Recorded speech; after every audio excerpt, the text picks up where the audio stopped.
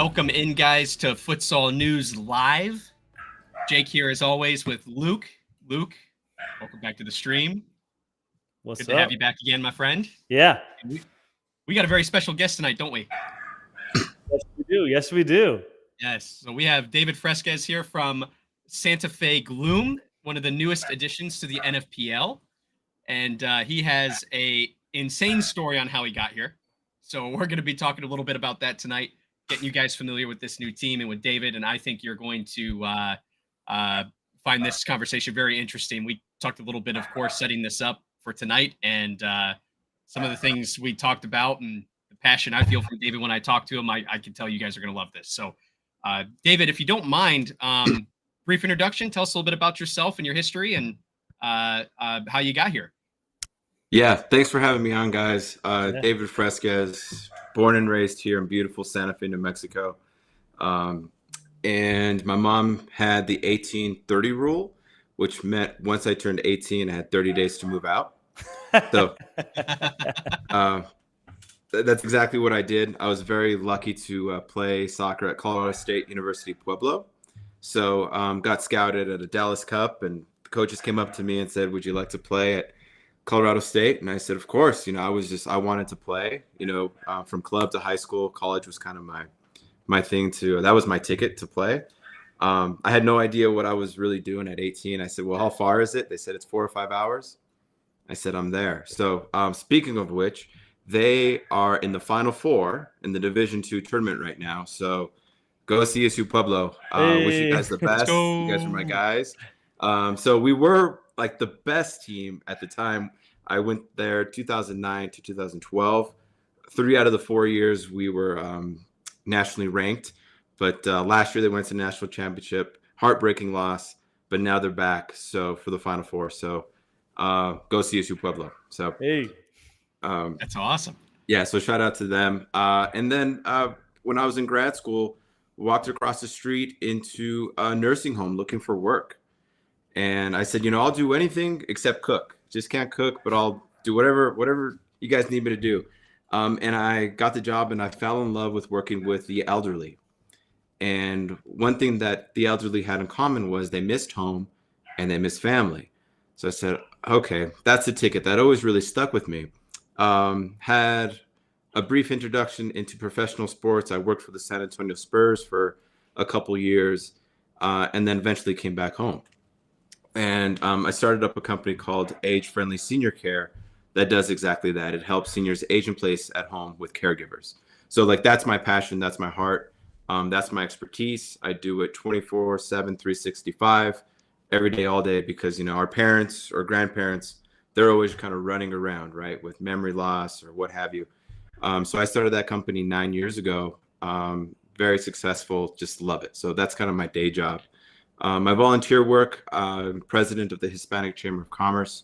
We hold our big 40 under 40 Business Leaders Awards every September. So we essentially just advocate for Hispanic-owned businesses here in Santa Fe. So that's kind of a little bit about me. And then, of course, my experience with the M2 and Futsal. So I'm sure we'll get into that. Absolutely. And one of the things that I noticed talking to you, David, is no matter what you're involved in, the passion shines through. What you do, you seem to give 110% from. I can hear the excitement in your voice, and from what you do all day to what we're about to talk about, which is that sports passion that a lot of us feel. I know I'm feeling it. I'm a big futsal fan, of course, and caught the bug, and it sounds like you did too. But a lot of things happened before we got to that point. So if you don't mind talking to us about your MASL2 experience and what that impact was in Santa Fe. First of all, what spurred the idea to pursue the MASL? Yeah, so good question. So I think it was really during COVID. Again, we were real lucky because we kept working that whole time, so we didn't really miss a beat. So my brain was always going. And, I just felt our city and everybody during COVID was just sad, right? We're just kind of a little bit out of place. And that kind of speared the idea, along with, just talking to leaders in the community, that here in our city in Santa Fe, we always want more things to do for our kids, right? And for our young adults. That's what kind of speared that 40 to 40 Business Leaders Awards, being around that young group. And I was thinking, well, why not Santa Fe? Why can't we bring a sports team here, right? It was kind of just those why nots, like why not us kind of thing. So I reached out to a good friend of mine, Steve Titus, who owns a arena football team in Billings. And I went to school with him, and he's like, man, it's so much fun. You're going to love it. So I said, okay. Reached out to city councilors, to our mayor. They were all about it too, because every time in city council meetings, they're always saying we need more things to do for our kids, for our young adults. So I was thinking this is going to be a slam dunk. Santa Fe is a world-class city. We have our downtown plaza, we have our opera. So that was kind of what was ringing through my ears was it's a world-class city, right? It's a destination city. And then we can bring the world's game to Santa Fe, right? So that was kind of the vibe at the time. And I'll give you guys kind of the cliff notes on it. Went to the mayor, loved the idea. Went to a couple city councilors, they loved the idea. Made a proposal saying, and again, this is arena soccer, and I reached out to the M2, right? To their management. They had me tour. They came out to do a FaceTime and just a real in-depth analysis of our ice skating arena, right, which is a community center. And they love the arena. It was probably a little smaller than what the M2 was used to, but they loved the community feel. They loved that there was an ice rink. They also loved that the business community could be on the dasher boards. They just saw a lot of opportunity in Santa Fe because we don't have a pro sports team here. So it was really just kind of a match made in heaven. So proposed to have the city pay for multi-purpose turf that would go over the ice that not only the M2, the Major Arena Soccer League team in Santa Fe would use, but other users could have. Because right now in Santa Fe, we do not have an indoor soccer facility. That's one thing that we're missing. So they saw that too. They said, well, soccer can go on here as well, in addition to ice sports. So it worked until it didn't work. What happened, our hurdle was our own community, unfortunately, which was the ice skating community. I reached out to them in the very beginning, and I asked, is this going to be an issue with you guys? I spoke to the rec group, which was like the adult hockey. Their events end in October, so I got the green light. I spoke to the ice skating, the women's ice skating club team, the Santa Fe Mustangs, and they were kind of a traveling team, so they didn't really see an issue at all either. And I did the analysis in my head because the home games for the M2, we have about 6 games from December through essentially March. So I said, you know what, we can really give this a go. But unfortunately, so we signed the deal, it was done, but then hockey got involved and they put a lot of pressure on our city council and our mayor, and they reversed the decision. So it was heartbreaking for me because, this is something I really wanted to do. And I felt like, yeah, there you go. I just kind of felt like, I hate to use the word second class, but, definitely amongst like our Hispanic community, we love soccer in our town, right? And we didn't have a location to play in the winter. And I felt a lot of energy coming from these from the immigrants, from the Mexican Americans, really saying this is a great idea. And it just kind of fell through the cracks. So that's kind of the cliff notes of it. And I also want to say too, I had been working so hard in my own business and the Hispanic Chamber for many, many years. I didn't really get out into the community. So they didn't really know me. City council didn't know me, the mayor. We didn't have those built-in relationships. They just saw some entrepreneur like myself come in and give them a really good idea, right? But I didn't have the political pull at the time, and it just kind of fell through the cracks. Well, looking at the chat right now, we've got a couple of your potentially future MASL brethren, if things continue in that way, and New Mexico runners mentioning that they're excited to have you as a part of the league, and of course a close opponent. I'd imagine that creates some unique rivalry opportunities and on the court, but also some collaboration opportunities off. And then, of course, Turlock Cal Express also chimed in and said, can't wait to have you guys competing someday in MASL too. So Appreciate it. You know, if there's one thing, you know, this channel, we've kind of joked that we're futsal purists here sometimes, maybe more than sometimes if you ask one or the other of us. But I will say this is, you know, what got me into this form of soccer was watching the Cleveland Crunch as a kid here in Ohio. And I've always kind of kept an eye on arena soccer. When I learned about futsal, my interest shifted, but there is such a large and passionate fan base. You know, when you think about how far arena soccer has come, especially MASL, that they have 3 tiers and create opportunities for different size markets, that they seem to have their act together and they know how to do it right. You know, they put on a great production, they make it accessible. It's a really great community, and there's certainly a lot I think the futsal community can learn from them. I know, Luke, we talk about that quite a bit, don't we? Just like when you log into their Twitch streams and watch, you know, when you see the number of fans that are there, and just the organization and the fan interaction is always really strong. It is. It's a, and you know, right when you said Cleveland Crunch, you know, actually my first exposure to indoor soccer of any sort was the Portland Pride in Portland, Oregon.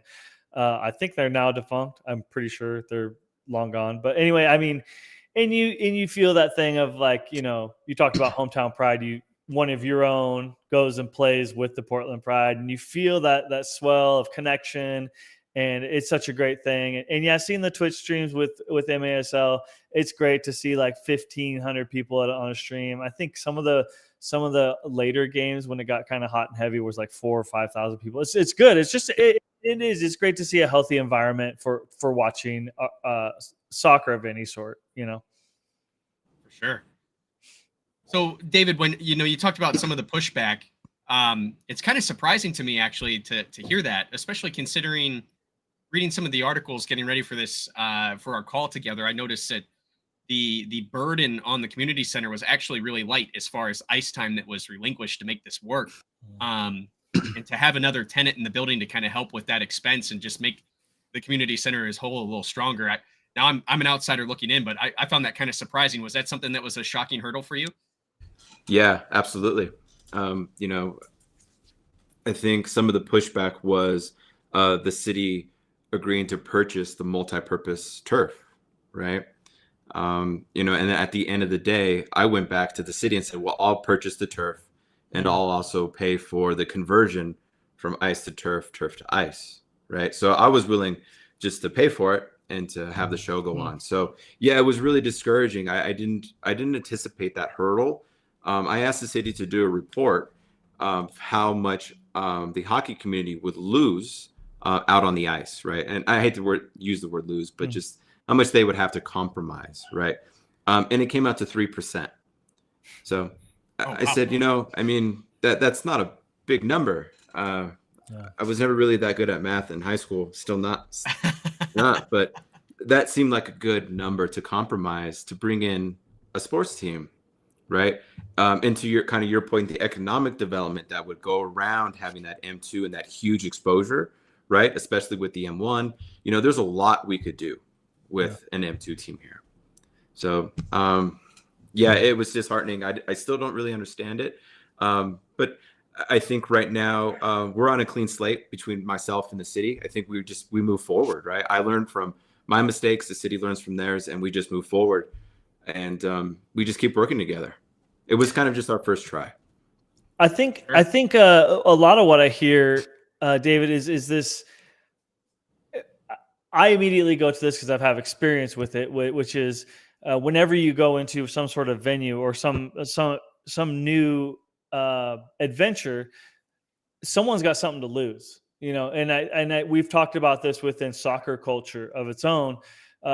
People fearful of futsal coming in with fear that it's going to take away from their soccer club, with fear that the hockey is going to lose something, as opposed to having that whole synergy working together to build something even bigger and more. And who knows, maybe Billy plays indoor soccer, but he sees the hockey team and his real love is hockey, or vice versa, you know? And I think we do way too much of this, you know, what's mine is mine and don't take any of it, rather than this, like, and I'm just meeting you now, it seems like something where like, no, let's all come together. Let's build the community. And I've said this in my own town, it's so frustrating when you want to do something for the community. You're not trying to you're not trying to get over on anybody or make the most dollars. You just want your community to be better. So I feel that. I've seen it even within soccer realms. So that it is kind of a sad story to hear. Yeah, that's right. And I think the perception of me at the time was, this private business owner coming in, and I'm thinking to myself, wait a minute, I never really thought of myself as that. I'm just kind of the caregiver, right? Providing senior care in my community, right. Volunteering with the Hispanic Chamber. So I kind of got portrayed some type of way. So yeah. And at the end of the day too, it was a community center. Right. It wasn't a private ice rink, So I belong to that arena. Right. Just like anybody else does. I grew up at that Chavez Center. So it was really just disheartening at the end of the day. But you're right. You touch on a lot of good points. So where things sit now, obviously, like I said, we cover a lot of futsal here, but this is just a very curious thing. With the MASL 2 franchise where it's at now, yep. Is this something you readdress in a year? Is this something where you try and do double duty where this team participates in both futsal and arena soccer? What's kind of your goals moving forward from this on how you rise from it? Yeah, I think the M2 wants us. I think they see Santa Fe as just a great location, right? Because we've got the runners. That's just an hour away. They do amazing marketing. We have the New Mexico United, right? USL team in Albuquerque. So we'll have the New Mexico United, the runners, Santa Fe Gloom, all within I-25, right? So, I mean, that's a great soccer culture. So the M2 sees that, right? They recognize that, like, that's a hotbed for soccer. New Mexico United, I think they have the best attendance in USL. It's like 1 and 2, right? So that's amazing. And the runners, they also have great attendance. So we have purchased the franchise. So, being here in Santa Fe, I would love at some day that we'd have the Santa Fe Gloom playing M2. I mean, I don't know if that's really the goal at the moment, but I think it would be a good move for the entire community to have that. In terms of answering your question, having futsal and M2, I think that remains to be seen. Who knows what could happen between now and then. I don't know if any other teams have an M2 and a futsal team.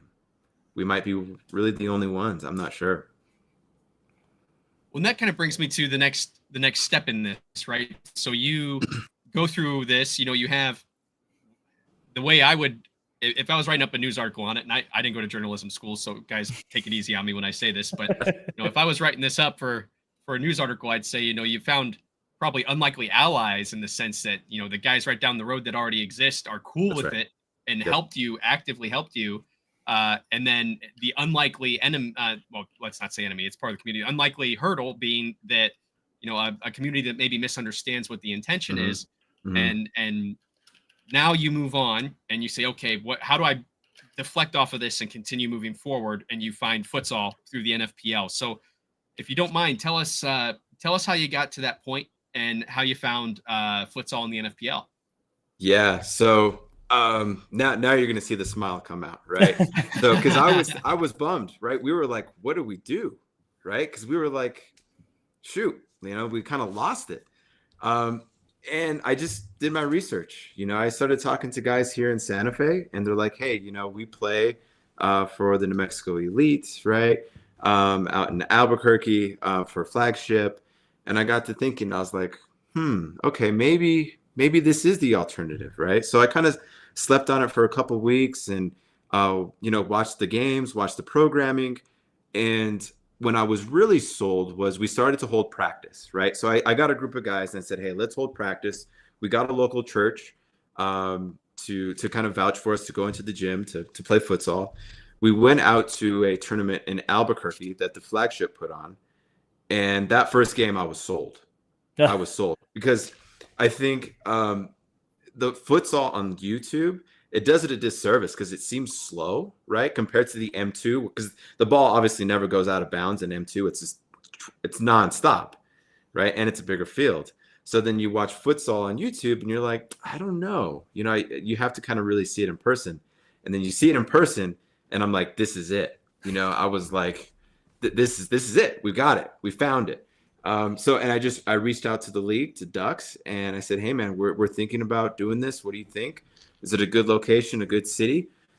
He gave us all the details for the franchise, purchased the franchise, and off we went. We had a couple more hurdles, and I can share with you those hurdles, but that's kind of what it was. Just a local group of guys in Santa Fe who were traveling to Albuquerque an hour away. And that's kind of always our beef with our soccer community here is we always got to travel to Albuquerque. This is Northern. This is one of the youth clubs.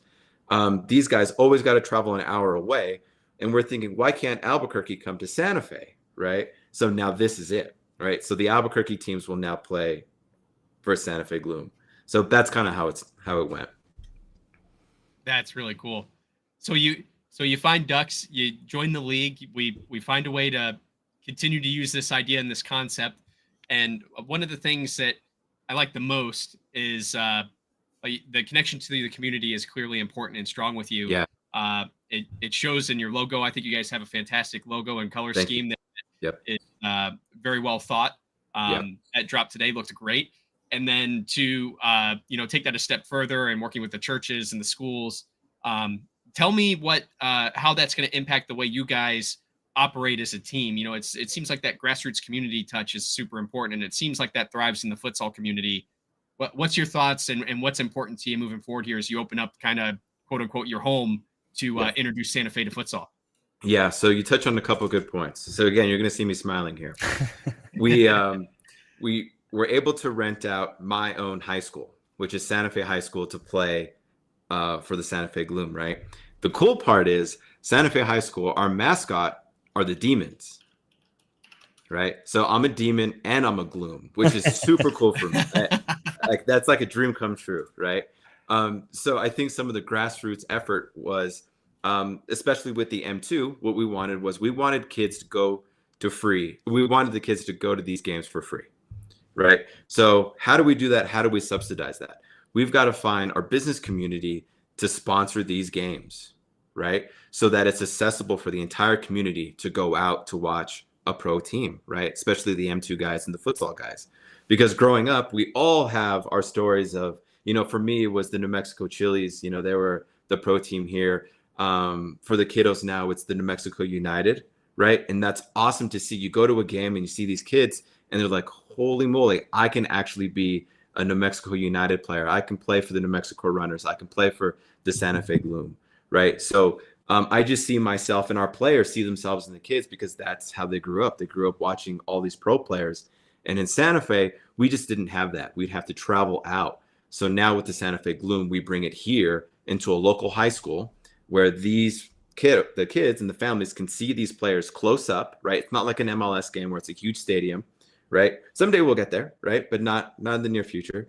But now it's a real intimate environment with the businesses sponsoring, right? So my thinking inside my head is, if it's a packed crowd, sponsors are happy, right?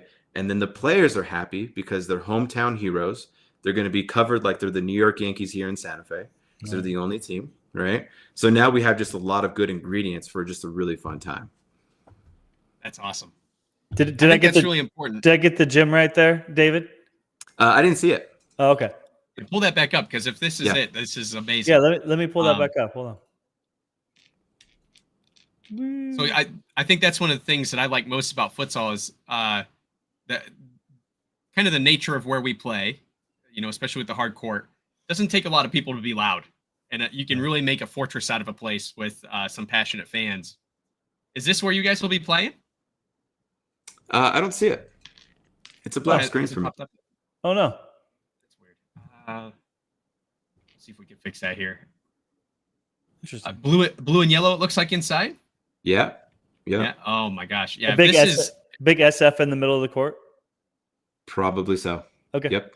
I think this is it. This is beautiful. Yeah. I mean, if it's Santa Fe, New Mexico, then I think I see the demons on the banners, so I think this is it. Okay. Cool. Yeah. No, If that's that's it. the case, filling this place would be insane. No, it could be awesome. I think Santa Fe holds at least 1,000 people because you have the lower bowl, right? And then Mhm. you have the upper bowl as well. Mhm. So we're going to push back the bleachers where the basketball hoops are, and then we'll bring the bleachers down. So it's going to be super cool. This is Be going to That be is a cool. great venue. Yeah, it's going to be a good venue. So this court, if not full size, will be very close to FIFA full size regulation, correct? That's right. Yeah, and I think that's one thing that before next Saturday, Ducks and I need to get on the phone to say, hey, where's the tape going to be? How are we going to measure it out? But yeah, I think it's a good size court for us. I And think. Oh, go ahead. Go ahead. No, technically, the M2 could be there. Technically, I mean, I don't want to put any seeds out there, but technically, it is there. I don't know if the M2 would allow it, right?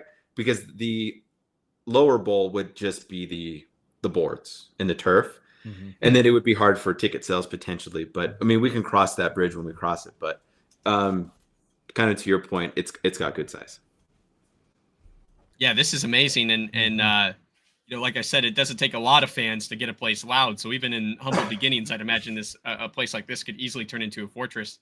So very exciting. This is cool, and then of course, something that we hear a lot, and some other leagues in the United States really harp on is retaining that court size and retaining a bit of kind of the the realism of what it should be like compared to maybe the countries that have true professional futsal leagues like Portugal and Spain, where it's in a proper gym that fits a futsal court. And, of course, we've got a ways to go before we get there, but I mean, this looks like it fits the mold perfectly. So that's got to be really exciting that, coming out of a hiccup in one way with a center that seemed perfect and then ending up in a place like this, and then it being, a place that you have history and a room that you have history in, it's got to be huge. Yeah, I think it's a great story. I also think too, now we're thinking too, right, is how do we get high school futsal going? Right. So that's kind of our next step. One thing that I've done also is we've rented out the court from 3:00 in the afternoon to 9 at night. So my company's donated the court from 3 to 6:30 for the kiddos to go and learn how to play futsal. That's great. Right. And I think so the kids will run on that court for free. Because again, that's really important to me that they get that exposure and they get to play on a high school court, right? And that they get to say, hey, I was there when the Santa Fe Gloom won that game. I played on that court right before, right? And again, accessibility is really important to me. So we're donating that space for all of our, I think we have 5 or 6 home games for the youth to go and to use that court. That's great. That's great. Yeah. That's awesome. Good for you guys. That's huge. Heck yeah. And then it adds to what you said about earlier. I mean, this all fits the narrative perfectly, is, giving the youth community in that city in Santa Fe, something to do. That's one more thing. It's one more thing on a Thursday night, Friday night, Saturday night, whenever it is, that, hey, this is an option for you. You don't have to, be out getting into trouble. Right. That's right. Exactly. Yeah. I'm getting in trouble here. Yeah. No, definitely. I mean, I think that's the answer, right? I think another thing too, with the youth going on and playing for free on the futsal, there was a big education that we had to present to our city, because especially with the M2, it was a learning curve. They're like, what do you mean you can play soccer on ice or on turf in an arena, right? And then futsal is similar, right? They're like, what's futsal, right? And I'm sure you guys get that a lot too, right? Oh, yeah. From the soccer purist, right? So it's definitely been an education for our city to understand the M2 model, the arena soccer, futsal, right? Because we understand outdoor, like that's obvious for the most part. United States has made a lot of ground, but I really do think that futsal, the M2 model here in Santa Fe, is going to really peak during the World Cup as well, which is, I think, a couple of years away in North America. So we're excited. I think it's kind of going all the same direction. Yeah, but I've always wondered that too. Is I've always wondered where that swell comes for futsal. Does that rising tide from soccer also raise our ship as well? Are we too different? Are we close? With the youth, is it just about getting involved? So I'm curious to see what this 2026 World Cup does for futsal, not just soccer, but futsal community in North America, because it seems like all of in CONCACAF, the major countries, the US, Mexico, Canada, trifecta, all of us kind of lack in the futsal department as far as league structures and having something like a regional contest like UEFA has for Champions League futsal. like Conable has for Copa Libertadores and futsal. Love to see something like that created. And I feel like, especially where you guys are at geographically, that could really pick up some pace. That could be very 100%. interesting. Yeah, I mean, now that I'm learning more about futsal, I feel like our youth clubs need to start playing futsal first. I mean, I feel like that's what Brazil does, right? That's what Argentina does. They play futsal first, and then they're winning World Cups. So, I don't know. There's ingredients there for a good template on how to play soccer, right? I've preached that. I've preached that motto on this channel quite a bit. I actually was in Rio. I have a few friends from there. I have a couple friends from here, and they're like, yeah, they don't touch the soccer ball until they're like 13, 14. That's right. They grow up in the courts, and if you go to Rio, you see there's literally goalposts on every single corner. They play on concrete, they play on whatever. There's like stairs like 2 feet away from the court. They don't care. But yeah, I mean, futsal is such a building block for these powerful soccer countries, and I've preached it here in my own local area, and we still have ways to go. We still have ways to go. Yeah, I think there was a planning committee for a park through our city, and they were planning on putting a futsal court. Yeah. It'd be the first futsal court that we have in our city, right? Yeah. So that kind of speaks to your point that we're just kind of a little bit behind, right? We have basketball courts, right, but why not futsal? Why not small pitches, right, for soccer players? The way I pitched it to my city was like, you don't have to take care of the grass, and you paint the lines once, and then you have a futsal court forever, like almost forever. And I pitched that 8 years ago, and we just got our first futsal court like a couple months ago. But hey, pitch that way, because those lawnmowers don't want to mow any more grass. Just be like, hey, just do concrete.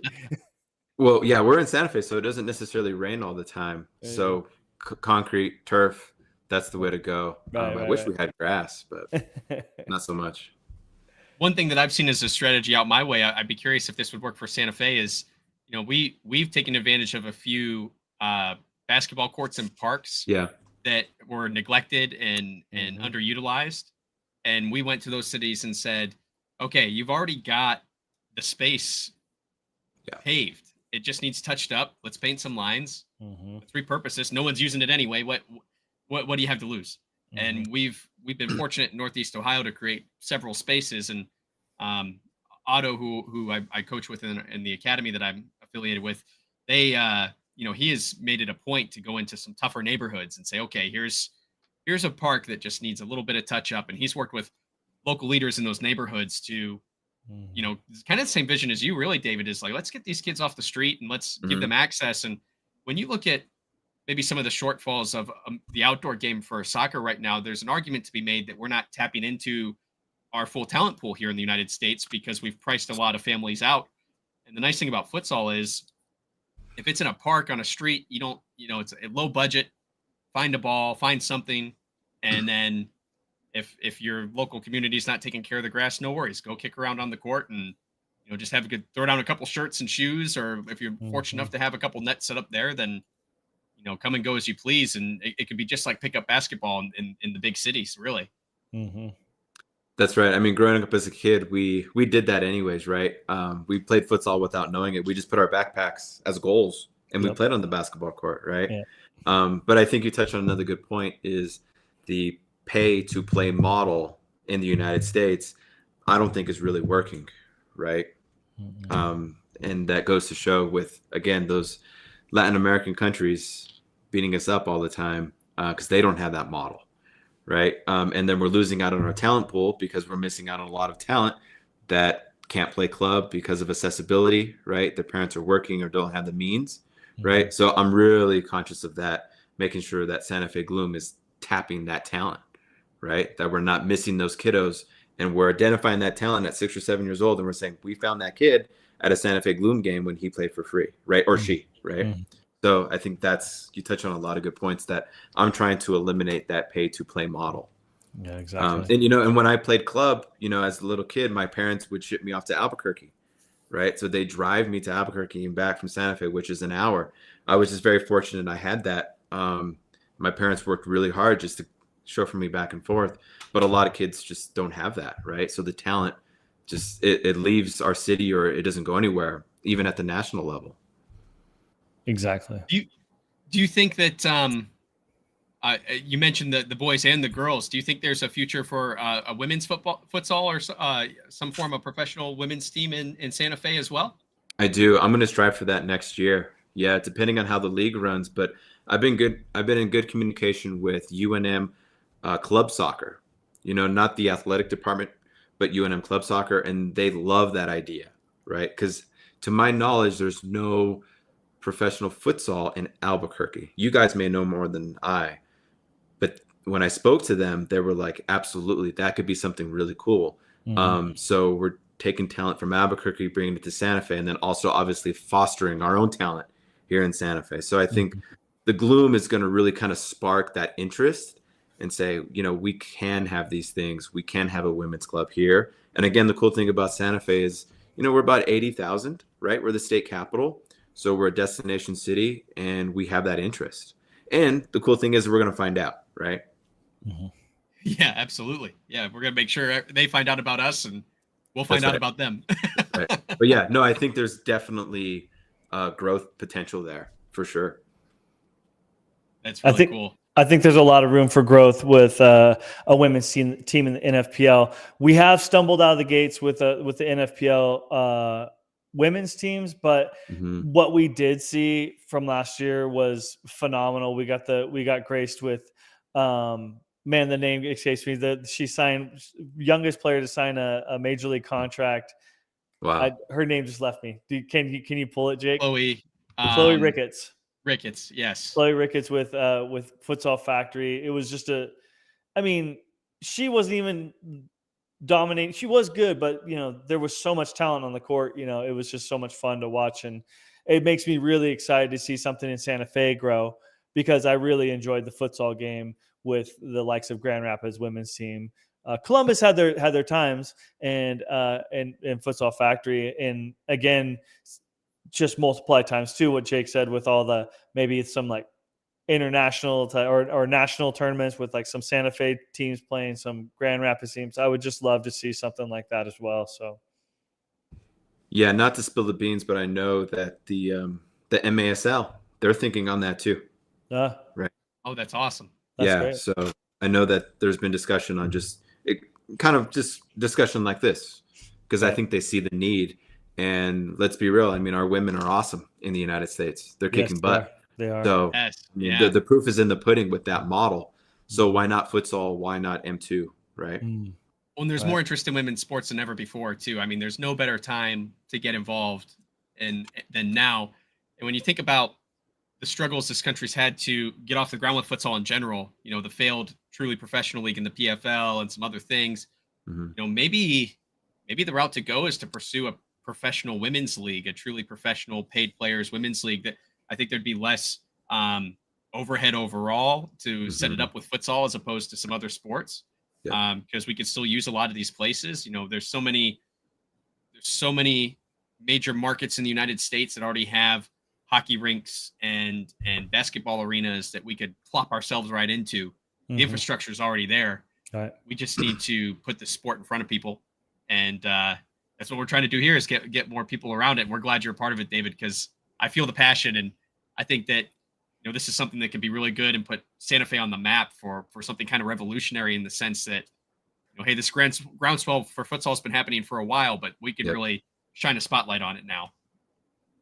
Yeah, 100%. I mean, that's what I told Ducks. I said, give us kind of a year to do our training wheels, but come year 2 and 3, etc., I think it's going to be a hotbed for futsal, and you're going to see a lot of great talent, a lot of great games here in Santa Fe. And I think the city is just they're just dying for more things to do, right? We have our baseball team, which is the Santa Fe Fuego. Those are pretty well attended as well. So I'm just real excited to see what the Santa Fe Gloom can bring to the table.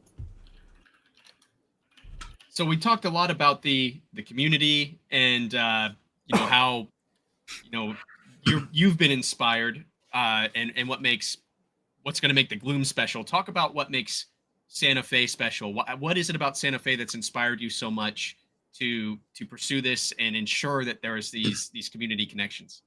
Yeah, I think I was born and raised here, so obviously I just love it. My family's here. My brother, he left for law school, came back with his family. Santa Fe is a beautiful place. On our crest and our shield, you'll see stars, right? And that's because we have clear skies. You can walk outside and see beautiful sunsets, right? And you can see the stars at night. So, I mean, in Santa Fe is the city capital, right? We have world famous opera. Our downtown plaza, has tourists all year round. It's lit up for Christmas, which is amazing. It's a great place to raise a family. It's super safe. Oh yeah, I just saw Santa Fe High School there. Oh, That was it. Yeah, okay. that was it. Okay. Yeah, so we're crazy about high school basketball, right? And that was kind of one of my hurdles getting the Gloom into renting Santa Fe High during basketball season, right? But yeah, it's a beautiful place, and it's sitting right next to Denver, next to Phoenix, next to Albuquerque, next to Amarillo, Wichita, which are hotbeds for the M2 and for futsal. So it's right there. It's connecting all these other cities. I actually just pulled a map up, David, showing kind of your. I mean, I kind of know New Mexico. I'm in Idaho, and I'm guaranteeing some of our East Coast fans probably are like, "Where's New Mexico?" So I'm kind of orienting people towards how close you are to Albuquerque, like you said, Amarillo. Denver is actually kind of close. You have Phoenix within range. Denver's 6 hours. That's not too bad. I mean, that's not bad at all. I mean, I would have put it way further than that. So again, my geographic knowledge is probably skewed. But as far as growth and who you see as your community in whatever you pursue, MASL, NFPL, where do you see the growth going most? Where do you see kind of some hotbeds of people possibly popping up teams for you to compete with? Yep, that's a good question. I know at the M2 level, and correct me if I'm wrong, I think El Paso is a new team in the M2. Okay. If you guys want to pull that up, I think I saw the runner schedule, and they have El Paso there. I also think Las Cruces, New Mexico, could have a team. I think for M2 or for futsal, Pueblo, Colorado could have a team. I mean, that would be another dream if I can go over to Pueblo and manage that organization. But again, we got Denver. Colorado Springs was in the M2. I don't know if they're in the M2 this year. But again, Santa Fe's kind of right in the middle of the mix, which is great. And again, that's where M2 came in, and they said, you guys are perfect location. And same with Ducks with futsal. He said, you're right there with Albuquerque, with Brusa, and they're in, I think, Mesa and Phoenix area. Mm-hmm. And then obviously Albuquerque, and then Aurora and Denver with Colorado Academy, Futsal Academy. Yeah, there's some. You could argue Las Cruces, New Mexico, too, could have a team. A lot of good soccer players come out of Las Cruces. Man. Yeah, there's just so much opportunity. That's right. There's plenty of opportunity. There it is, El Paso Rhinos. Oh, okay, right there, yeah. M2, yeah. They're actually qualified as Midwest, which is interesting. Are they playing? They're playing Amarillo, Wichita, Albuquerque? Yeah, Amarillo Bombers, El Paso Rhinos, Kansas City Bandits, New Mexico Runners, and Wichita Wings. Wichita Wings is a classic. Oh, that brings me back to childhood days. And way out west, we got the Empire Jets and the Turlock Cow Express. That's in the M2, yeah? M2, yes. Yeah. Yeah, I think that's another thing, too, that our city really got behind. Our city officials is, we always love to brag about Santa Fe, and that's one thing they're getting behind, right? They want to see Santa Fe on the jersey somewhere, the city crest or, the tourism department, right? Because we're going out to these other cities and we're saying, hey, we're Santa Fe, come and visit us again, right? Because we already know they came already once. So it's like, come back, right? To all these cities that you guys are mentioning. because we're a tourist city. That's so cool. Nice.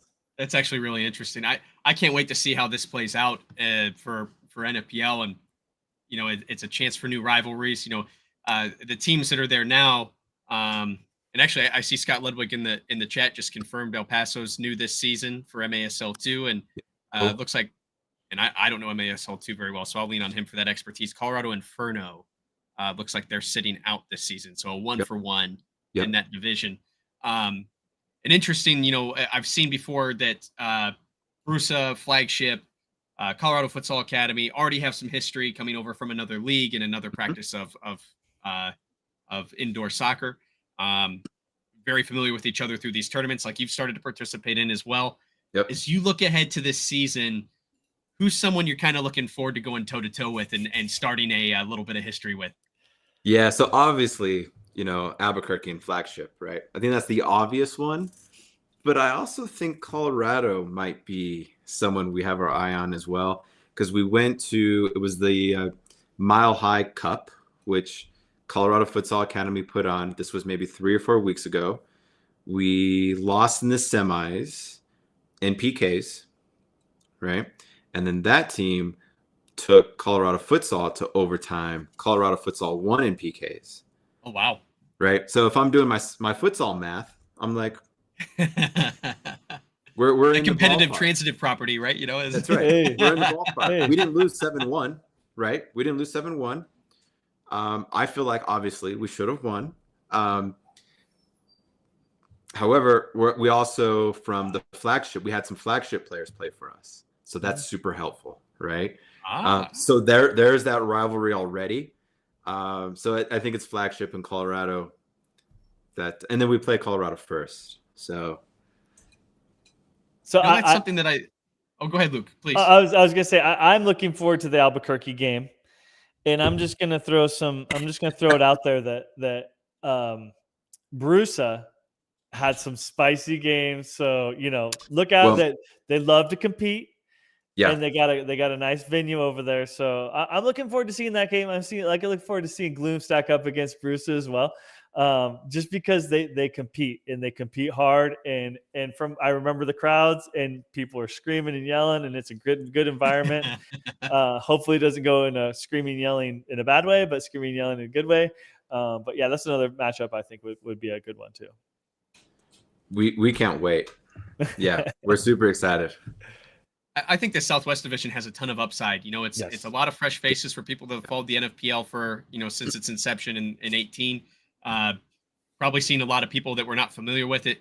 When you look at the addition of, so we've added you guys to the Southwest, which is exciting. Mm-hmm. We've got Detroit Imperial in Michigan, really solidifying that Michigan is a hotbed for futsal. Yes. But what's interesting about that is there's a lot of history there. A lot of these guys know each other. They've come from other clubs that have been here for a while. So although it's a new logo, it's a lot of familiar faces. Whereas the Southwest Division, we're always learning, or at least us Midwest boys out here are always learning about you guys a little more every game. And one of the things I kind of fell in love with was you could feel some instant heat last season, like Luke said, between a few of the teams. And then when you see someone like a Colorado Futsal Academy, and Odias does a great job out there. And, their record last season, I don't think gave them enough credit for what they did. I mean, they were upset machines last year. They were in every match. And I'm looking forward to seeing how that dynamic shifts with you guys there now, too. I think that it could really – there was a few games that could have really – the tide could have turned either way. It wasn't a runaway for anybody. So it's really exciting to see some more competitiveness coming out of the Southwest area of the United States in futsal. Definitely. 100%. Yeah. So from Colorado Futsal, we have Jesus Garcia, who was their captain. He's from Santa Fe. So I texted Jesus. I said, hey, man, come home. Yeah. and he did. Yeah, he's here. Wow. That's awesome. He's playing in the futsal tournament now going on. I think it's over now, but it was kind of like the World Cup futsal. So he represented the United States. It was in the in Football de Salon. Yeah. I think it was in San Diego. So he was out there for that. So that's great experience. And then we also have the Rivas brothers from Flagship. They're going to come play in Santa Fe. and Pato Rivas, he was their captain. So wow. we've got Flagship's captain, Colorado's captain on the Gloom. Interesting. Yeah. So the so check potential that out. storylines are already Right. set. Here we go. That's Here we go. incredible. So I referred to both of them. I said, come play with the Gloom. Let's start scoring goals. Yeah, you know, that's really cool, and what a nod for you guys to have that kind of talent on the team, especially, you know, especially with the AMF tournament, seeing the United States make it out of the group stage for the first time in history. Good group of boys. Yep. So it's exciting. There's a lot of upside. I love that. I absolutely love that. 100%. So with that in mind, and we've talked about it a little bit as far as, you know, the future rivalries we're going to see. What is your expectation here for season 1 as far as results from the guys, considering the talent you have and the potential for competitiveness in that division? Yeah, it's a good question. I think about that often. I think, like, I'm so curious to see how well we do, right, on the court. I think the expectations is this, that I've told the guys, is you guys play hard 100% of the time, you know, because it was hard for me to get you guys here, to get this court, to get this team, to get this up and running. So I've got to, you know, have this spirit of the Gloom into you guys and just play your hardest, right? And they did that in Albuquerque. They did that in Denver.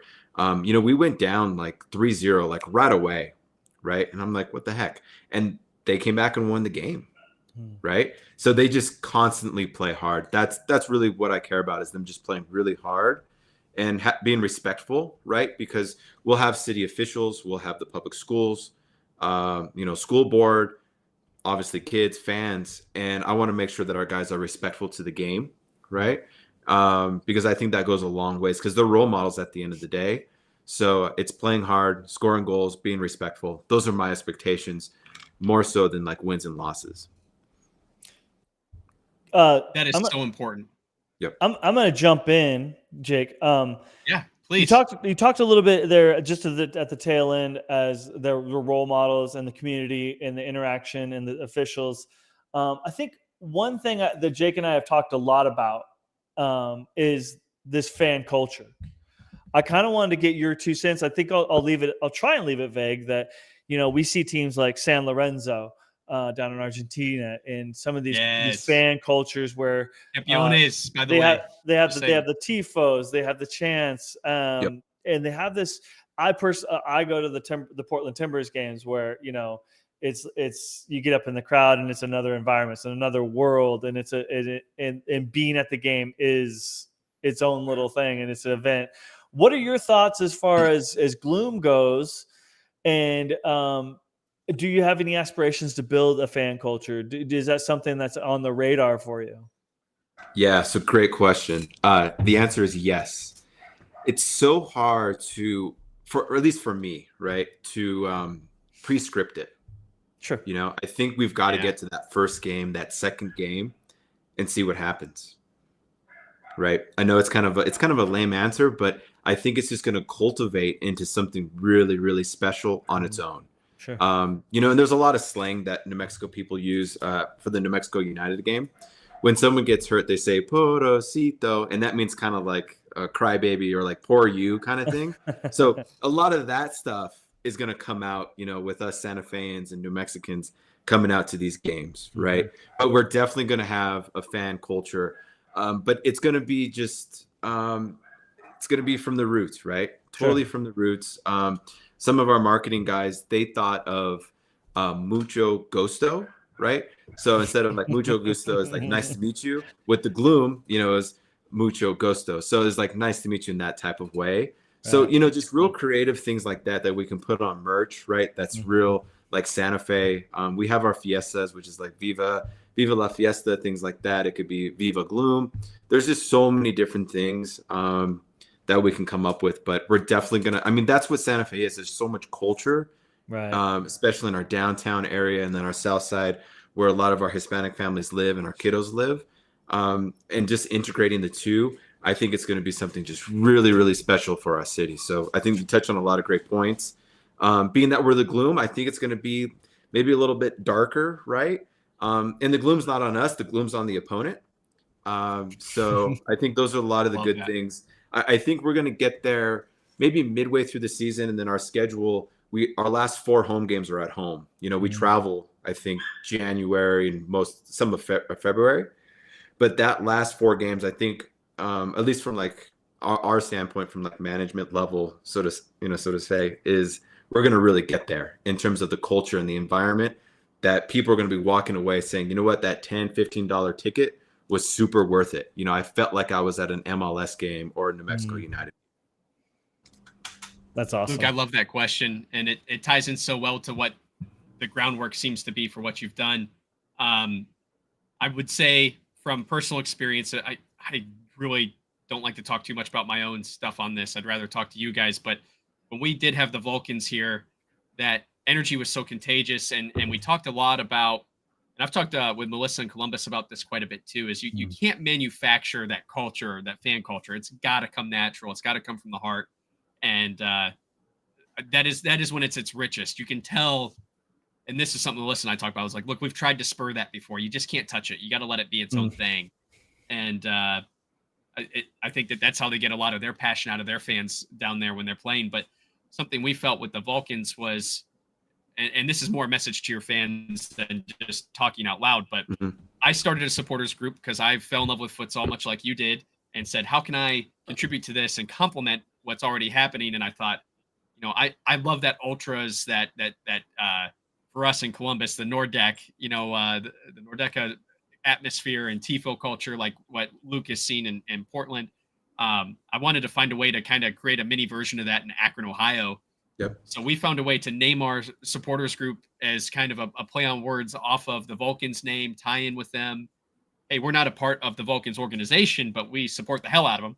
And we made a TIFO, and we came up with chants. We stole some cadences, of course, from some other places, but we made our own chants. And I would just encourage, if you guys are in Santa Fe and you're watching this, you think you want to start something like that, first of all, it's not too hard. I mean, I was into it because I was fanatical and caught the bug. And if you're feeling that way, if you're feeling that swell like David and me and Luke are, I would, and David, excuse me if I'm overstepping here, but I would reach out to the Santa Fe Gloom and say, hey, how can we complement what you're doing by creating this fan base and creating a fan culture or creating a supporter section?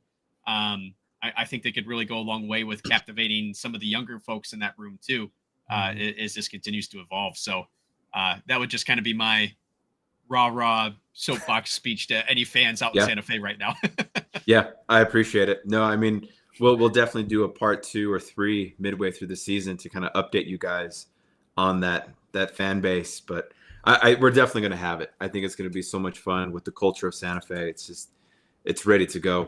We haven't tapped it yet because we obviously haven't played that first game yet. I can't imagine. So what's kind of the feedback so far from the fans as you're starting to tell people, hey, we're going to be doing this thing here really soon. Come check us out. What's been the feedback?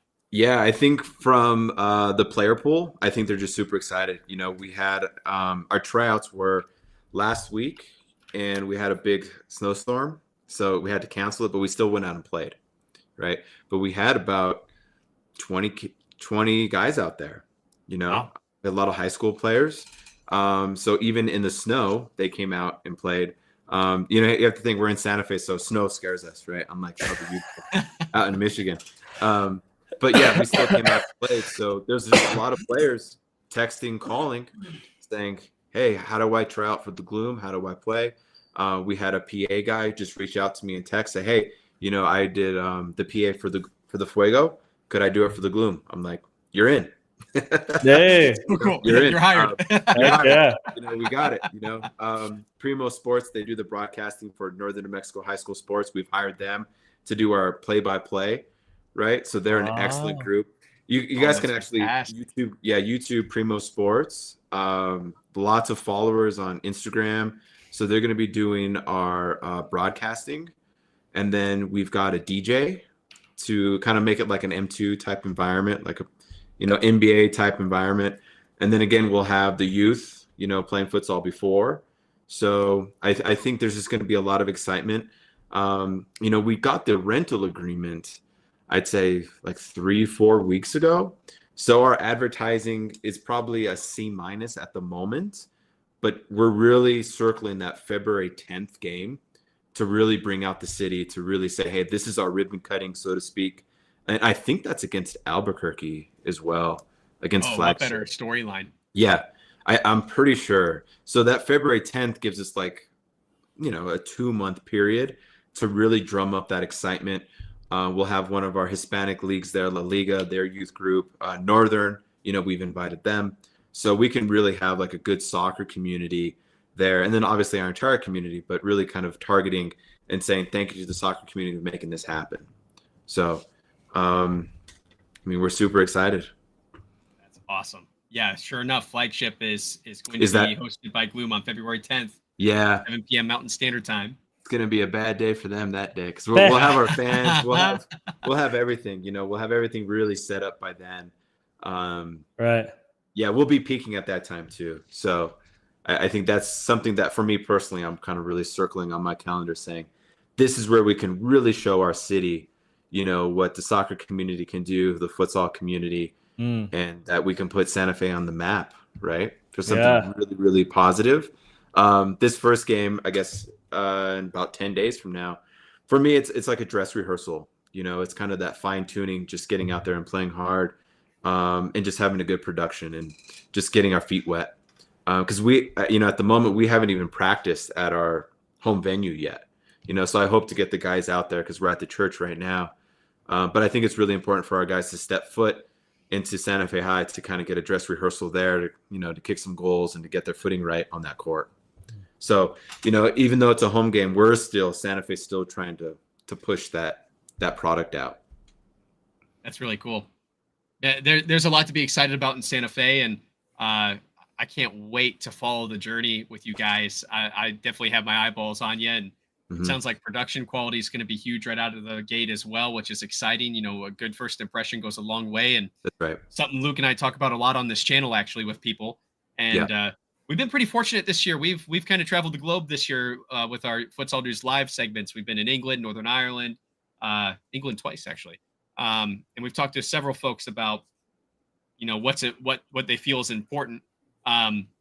Quick question for you, especially from your business perspective and a team owner perspective, if you could, Luke and I've kind of coined the term fantasy book, almost like fantasy booking sports and football and things as we do. If you could fantasy book the NFPL or futsal here in general in the United States, what do you think is important for teams to focus on to take advantage of this groundswell and take it to this next level? Yeah, that's a great question. I think production quality, I think is one of them. The viewer customer experience, right?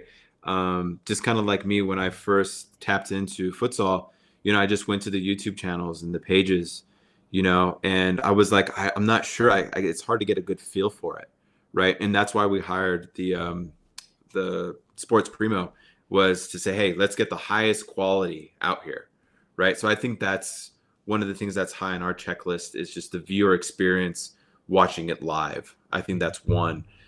Two, I think is partnerships, right?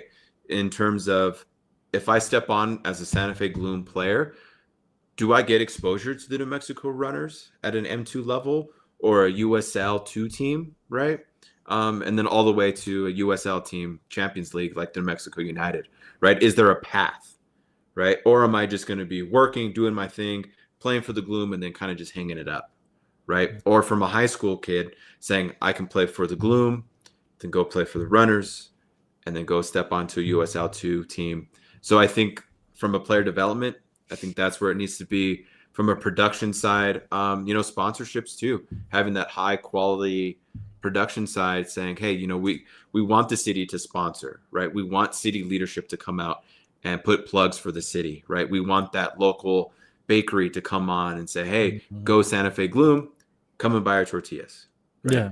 So I think that's what we see in the NFL. That's what we see in the NBA. Correct me if I'm wrong, but the NBA players, they have sponsorships. Yeah, they're starting to do that. They're starting to do that, right? I mean, I feel like the European soccer leagues, they've been doing that probably kind of since the beginning, right? And then that's kind of our bread and butter. So I think that high production, that viewer experience, I think is really important. I've actually ranted on this podcast before that I've actually gone as far as to say something kind of sacrilege, which is if we're really going to grow the futsal game, it's not the futsal fans we're after. It's the casual viewers. Yeah. It's the people that, they're surfing YouTube. And I think you're right with the production value, because they're not going to stop and watch something that's midline or midway. They're going to stop and see something that has the glitz and the glam and the cameras and the angles and the announcers.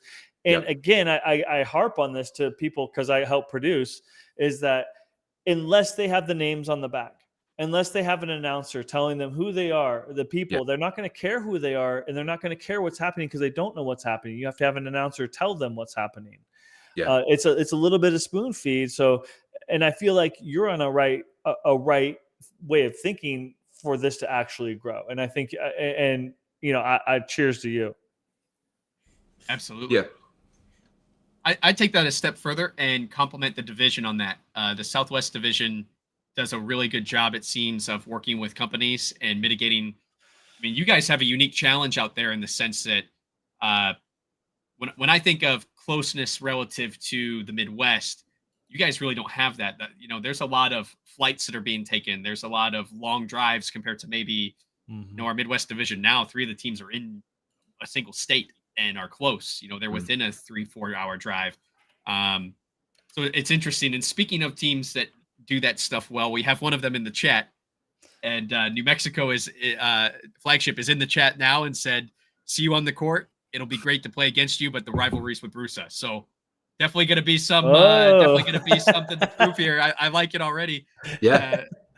And then of course our friend Juan in the chat too. I got to give him a shout out because Juan, Luke and I randomly finding each other in a Grand Rapids LA chat is the reason this channel exists. So yes, Juan, good to see you here. Welcome back. But the hot topic being, we're already starting to see, hey, listen, Bruce is who we're worried about. So I'm looking forward to see what the response is to that.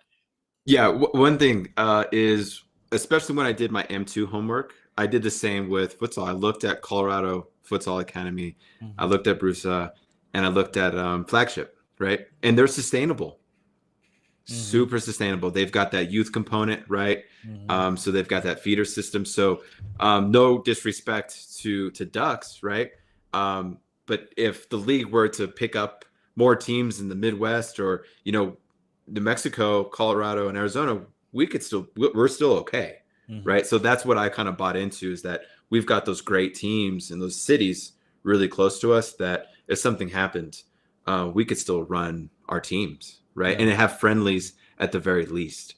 So shout out to all those teams in the West for helping grow futsal and soccer all together. Absolutely. Have you had a chance to look? I'm going to highlight Juan's question here and Juan's affiliated with Grand Rapids LA, just to give a little background here. Curious what your take is. Have you got to see any games from the Midwest divisions, and what's your take on the talent out there? Yeah. So I saw the championship game, which was last year, right? And just kind of surfing through, and yeah, it's great. I mean, I love it. I've fallen in love with it. I'm just thinking to myself, man, I bought that M2 franchise, but futsal's got a hold on me right now. So yeah, the games are great. I love it. Even when we went to Albuquerque and Denver, I was like, man, this is intense, because when I finished at Colorado State, I didn't really play much after that because I was done. I reached my full potential. I was good. But I'm thinking, man, could I have played like at this level in futsal? It's just super exciting. I tell the Gloom players, I'm like, oh, I would have done everything to you guys. Don't worry about it. In the back of my head, I'm like, yeah, I don't know. I'm not sure. I'm just hyping myself up, but it's intense. It's good level of futsal. I love it. And it's very different than M2 and outdoor, just kind of your slogan, play with your soul type of thing. That touch is with your soul, right? In the outdoor game, you don't really ever see that. It's super rare. And the M2 level, I don't think you ever really see that, So I just think the game is so fascinating. It's so different. It's awesome. Passion is obviously a big part of our sport, but I'll just say this really quickly, Luke. I'm so sorry. Oh, no, you're good. Go ahead. Go ahead. Passion's such a big part of our sport, and it transcends from soccer. It transcends from other countries and continents, and you see it. But talking to some other people over this last year, one of the exciting things that has come up several times is I think when I was interviewing Ransom Bance in England after he had left their league, one of the things he said that has stuck with me since that interview is I don't think anyone is more passionate than the futsal fan and the people involved in futsal. We got to be crazy to be as involved as we are, considering the payback compared to like having the MASL structure, having an MLS structure. That is how deep our passion lies. Is we almost don't even care about all that crap, all that extra production value and professional, moniker. Let us play. We'll show you what we're all about, and you're going to fall in love with it too. Right. 100%.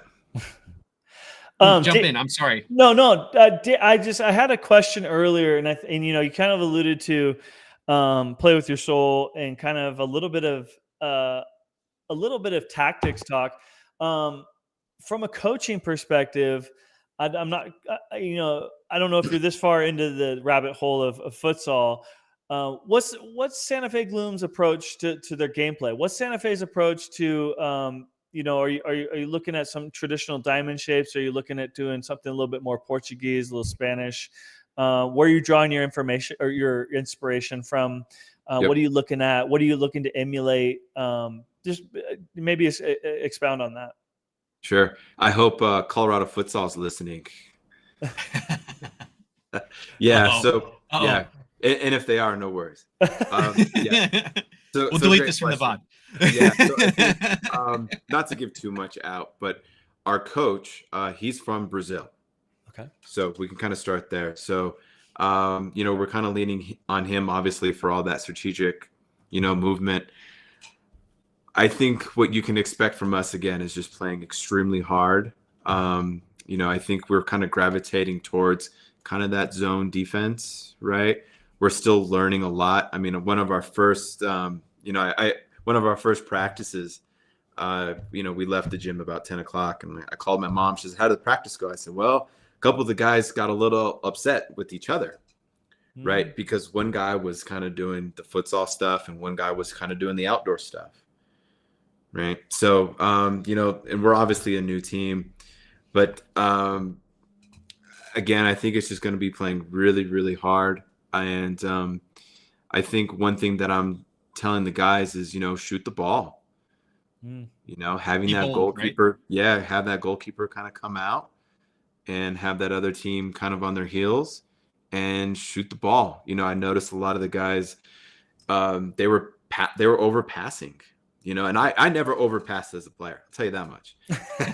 Never overpassed. And I'm telling these guys, shoot the ball, and get their rebound and put in the net, So I think that's kind of what you can expect is just high level of offense. And if Colorado's listening, we haven't practiced too much of our defense, right? We're going to definitely be practicing that the last 2 weeks. But to our credit, we've done really well in the tournament that we were in Denver and in Albuquerque. So, we were scoring goals. We were doing really well. So, and that's to Flagship's credit because we've pulled some of their players, right? So you can kind of expect some of that Flagship movement and hard play, just like they played against Brewster in their last game, right? So like that hard play, fast pace, obviously. So I hope that kind of answers your question. Sure. Yeah, sure. Yeah, absolutely. Well, you mentioned maybe making a couple of parts out of this, and I think that'd be great if we could do that. So I think this is a good stopping point, kind of hinging on, okay, what can we expect in this first game? Keep that hype high. So I want to thank everyone that participated in the chat today. We saw some really cool names come across the chat list today. New Mexico Runners, Cal Express. We've seen some personalities from the NFPL sneaking a peek to see what to expect from Bloom, which is really cool. And we've already started some talk, which I love. I give this league a lot of credit in the sense that these teams seem to have a good sense of we help each other out off the court, but hey, that doesn't mean we're going to take it easy when we get on the court. So I love that. And I love to see that comment from Flagship. So setting the stage for a great season. I'll start selfishly first here. If you guys are enjoying the content, make sure you follow along. We try to do this on a monthly basis and interview people from the futsal world, not only here in the United States, but globally. So keep an eye out for that. Make sure you have your notifications on so you don't miss any interviews with some really cool people and some really passionate people like David in the futsal community. Yes. So we also have a Discord as well. So make sure you check that out in the description section of this video. We being Luke and I primarily post links as we find them online of YouTube and Twitch and Facebook streams of leagues around the world, including NFPL, but also some other ones. I'm biased to my Argentinian teams, but we also follow as much as we can.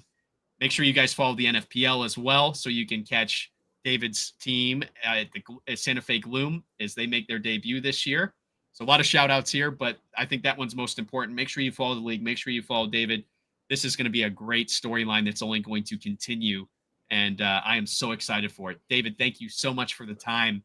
Before we wrap things up, is there anything you want to shout out? Any social media, any merch stores, anything you want us to keep an eye out for here moving forward? Yeah, so I think the Instagram and Facebook is Santa Fe Gloom. We'll have our website out in a couple weeks. But thank you guys. Appreciate it. You guys do great work, and we're super excited for our first game. It's December 16th against Colorado Futsal. So we're pumped. Awesome. Just 2 weeks away. So, yeah, guys, keep an eye out for that. Keep an eye on the NFPL. And until we talk to you then, don't forget to play with your soul.